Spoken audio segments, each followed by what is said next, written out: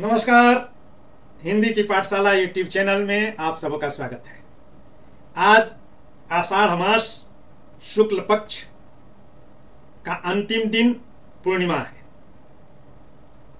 जिसे शिक्षा, कला, संस्कृति, अध्यात्म, अध्ययन और अध्यापन से जुड़े जन गुरु पूर्णिमा के रूप में, उत्सव के रूप में मनाते हुए अपने श्रद्धेय गुरु के प्रति उनके श्री चरणों में श्रद्धा सुमन अर्पित करते हैं, आशीष लेते हैं। तो प्रस्तुत हूं अपने आदि गुरु माता पिता के चरणों में श्रद्धा के सुमन अर्पित करने के लिए। चूंकि मनुस्मृति में भी कहा गया है, उपाध्यायान दशाचार्य आचार्याणाम शतम पिता सहस्रम तु पितृन माता गौरवेणातिरुच्यते। यानी कि माता पिता सबसे बड़े गुरु हैं। तो उन माता पिता के श्री चरणों में सादर नमन, और नमन है उन गुरुजन को जिनसे मैंने अक्षर ज्ञान प्राप्त किया और उसी अक्षर ज्ञान को जीवन निर्वाह का साधन बनाया। तो उनके श्री चरणों में श्रद्धा के सुमन अर्पित है और उन शिष्यों के प्रति आभार जिन्होंने गुरुजन से प्राप्त ज्ञान को विकीर्ण करने के लिए प्रेरित किया, अवसर प्रदान किया। उन्हें हृदय से स्नेहाशीष है, शुभाशीष है कि वे जहां भी हैं और जहां भी जाएं, अपने क्षेत्र में श्रेष्ठ मुकाम पाएं। और उनकी उपलब्धि ही मेरी उपलब्धि बनेगी, क्योंकि मानव सर्वत्र विजयम इच्छेत पुत्रात् शिष्यात् पराभव। गुरु गोविंद दो उखड़े काको लागू पाए, बलिहारी गुरु आपने गोविंद दियो बताय। गुरुवर गोविंद दियो बताय। गुरु को कीजय दंडवत कोटि कोटि प्रणाम। कीट न जाने भृंग को गुरु करियाप समान। गुरुवर गुरु करियाप समान। कबीरा हरि के रूठते गुरु के शरणे जाय।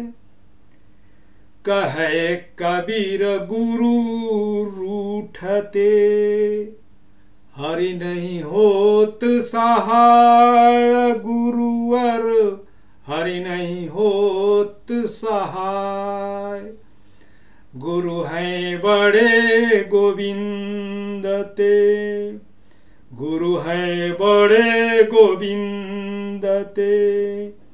मन में देखूं विचार हरि सिर जेते बार हैं।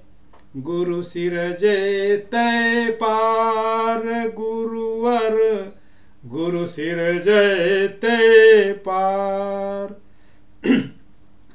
गुरु पारस गुरु परस है, गुरु चंदन सुखवास। सद्गुरु पारस जीव का, दिया मुक्ति निवास गुरुवर दिया मुक्ति निवास। गुरु समान दाता नहीं, जाचक शिष्य समान। तीन लोक की संपदा, सो गुरु दीन्ही दान गुरुवर सो गुरु दीन्ही दान। सदगुरु बड़े जहाज हैं, जो कोई बैठे जाए पार उतारे और को अपनो पारस लाय गुरुवर अपने पारस लाय। ऐसे गुरु होते हैं, मगर आज वैसे भी गुरु हैं। जाका गुरु है गिरही, गिरही चेला हो। कीच कीचते धोवते, दाग न छूटे कोई। कीच माने कीचड़। गुरुआ तो सस्ता भयो, पैसा के ₹50। राम नाम धन बेची के, करे शिष्य की आस बंधुवर करे शिष्य की आस। जाका गुरु भी अंधला, चेला खरा निरंध।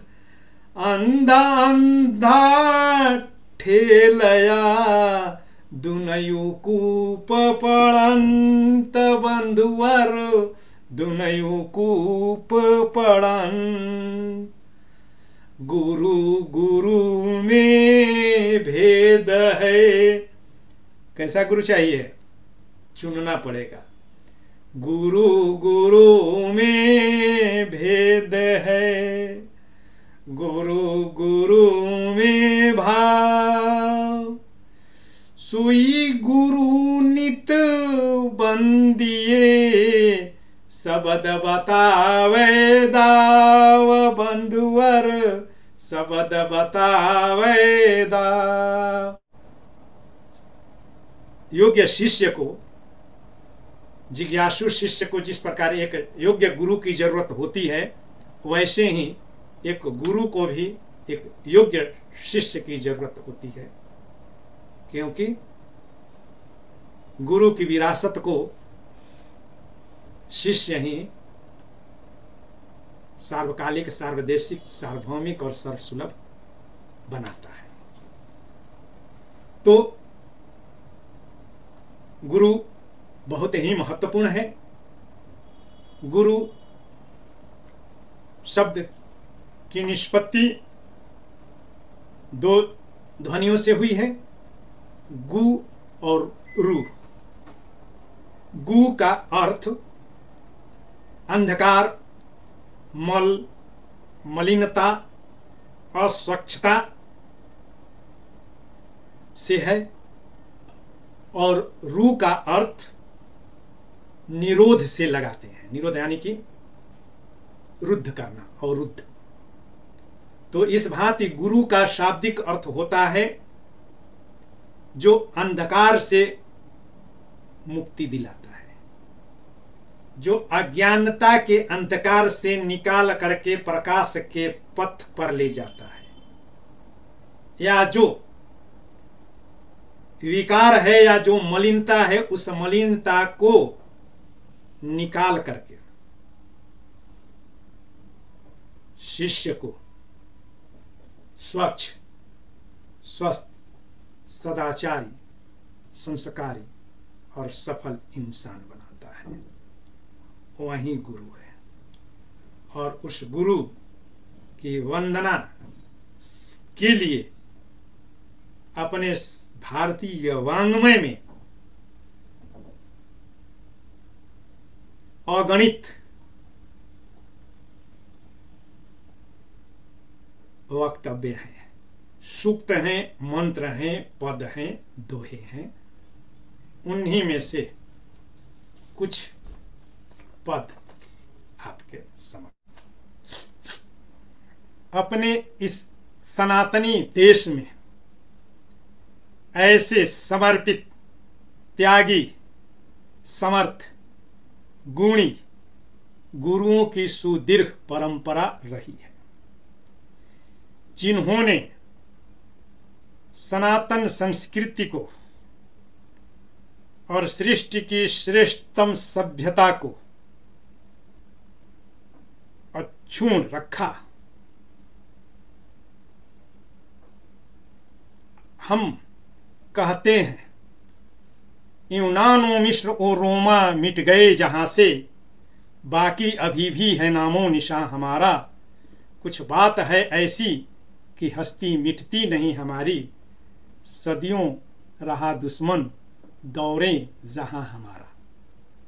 इस देश पर बहुत सारे आक्रमण हुए, बावजूद यह अपना देश अपनी सांस्कृतिक विरासत को, सनातन मूल्यों को अंग्रेजों के आगमन के पूर्व तक अक्षुण्ण रखा। इसीलिए सारे जहां से अच्छा हिंदुस्तान हमारा अभी भी है। अनेक शोध और सर्वेक्षण बताते हैं कि मैकाले द्वारा लाई गई शिक्षा नीति के पूर्व तक भारत का प्रत्येक गांव गुरुकुल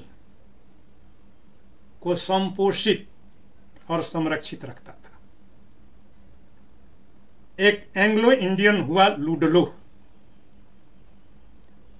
जिसके पिता तो विलायती थे, माता पिता दोनों ब्रिटिश ईस्ट इंडिया कंपनी में काम करने के दरमियान आए थे मध्य प्रदेश में।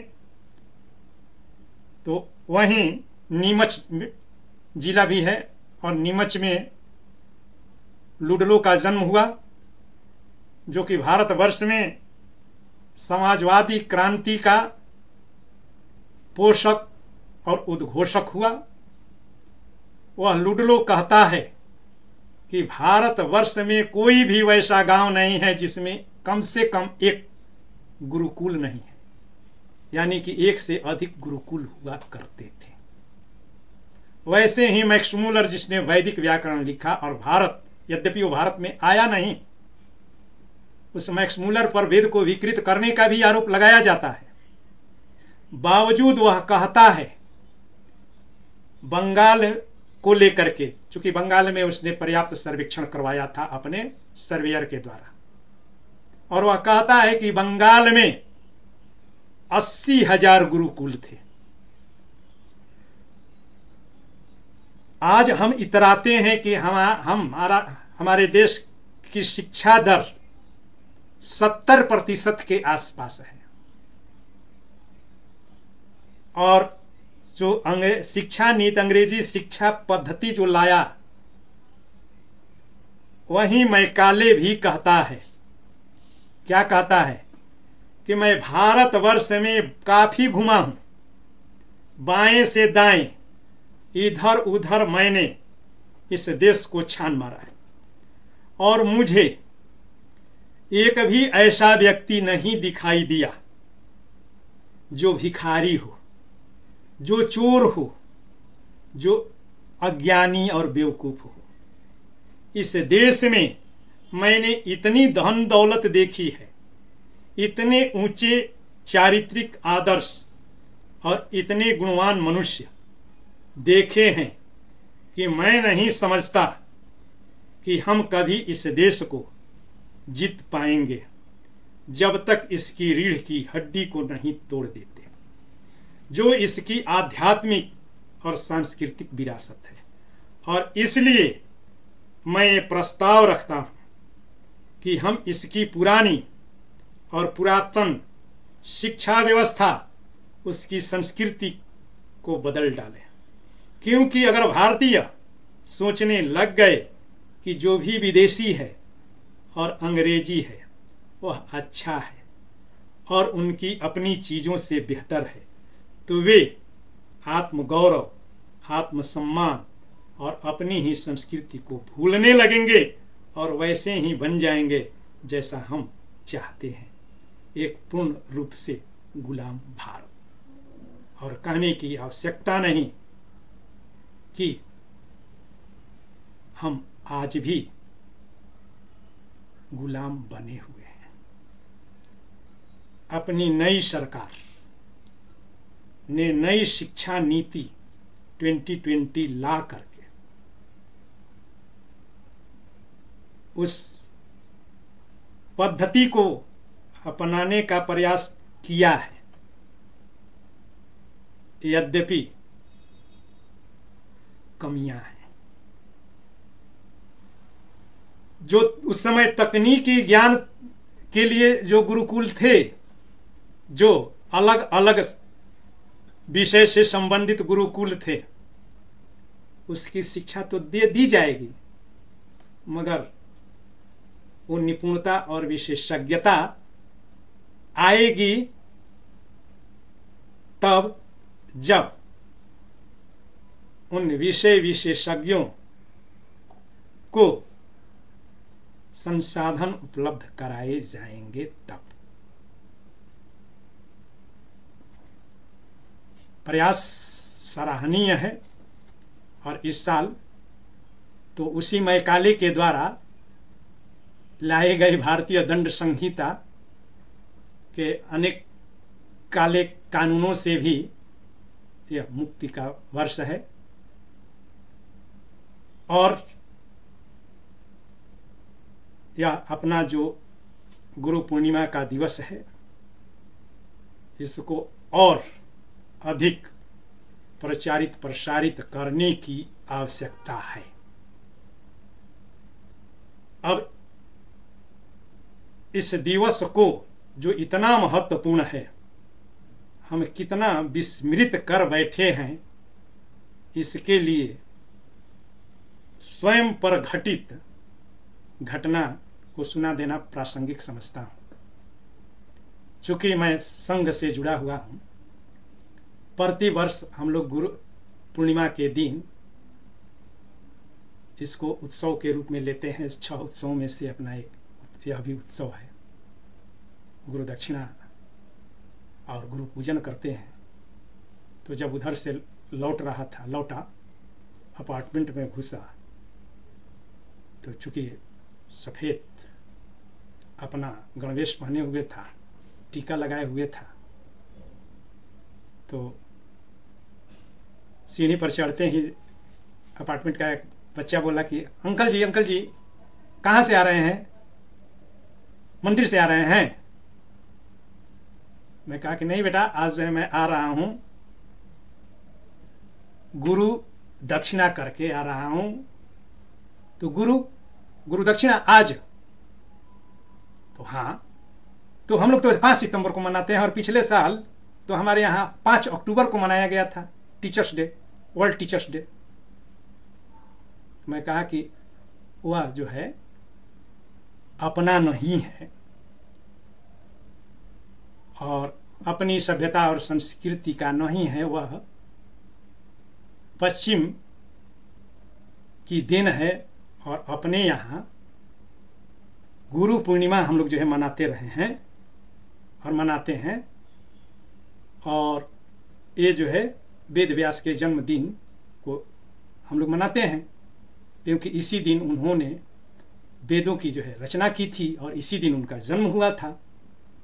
और पूरा जो है मैं बताया कि हम लोगों के गुरु सबसे श्रेष्ठ गुरु भगवान शंकर हैं और उन्होंने ब्रह्मा के 7 ऋषि पुत्रों को ज्ञान दिया और उन लोगों ने मनुष्य के कल्याण के लिए बहुत सारे मंत्र, तंत्र, उपदेश, निर्देश दिए और उन उपदेशों और निर्देशों को हम लोगों के लिए सुलभ बनाने का काम वेद व्यास ने किया और 4 वेद लिखे, संकलित किया, 18 पुराण का संकलन किया और 108 उपनिषदों का। और ज्ञान योग, कर्म योग, भक्ति योग, राज योग का उपदेश देने वाले, हमारे जीवन को एक राह दिखाने वाले गीता और महाभारत को लिखा। तो इतना कुछ वो अकेले लिख गए? मैं कहा कि अकेले ही लिखे, मगर उनको लिखने में गणेश जी ने जो है मदद की।